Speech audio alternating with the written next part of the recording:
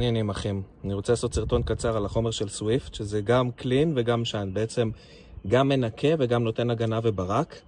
אז לא ניקיתי את האור של האוטו של התאורק, זה שנת 2008, כבר המון זמן. מה שאנחנו צריכים זה את הכפפה של PNS אני משתמש בה ומטלית מיקרופייבר נקייה. אז נרסס, נעבור עם החלק הזה לנגב, לנקות, ואז ננקה את החומר שנשאר על האור עם הפטלית מיקרופייבר.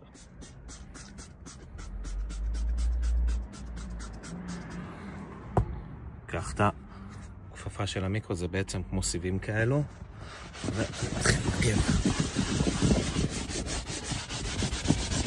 אחרי זה אני אעשה גם את ההגה. וואלה, אני סקרן לראות מה יוצא. סיימתי לנגב עם הכפפה. עכשיו אני אקח מטלית מיקרופייבר. בואו נראה. וואי וואי וואי. יואו. תן איזה מראה מט כזה, הוא לא מבריק, זה לא שיין בעצם כמו שזה כותב. זה מראה כזה. נלכלוך. מדהים. זה לא באמת נותן לו מראה מבריק, כמו שחשבתי. קצת פחדתי ממבריק. המילה מבריק מפחידה, אבל זה לא נותן לו מראה מבריק.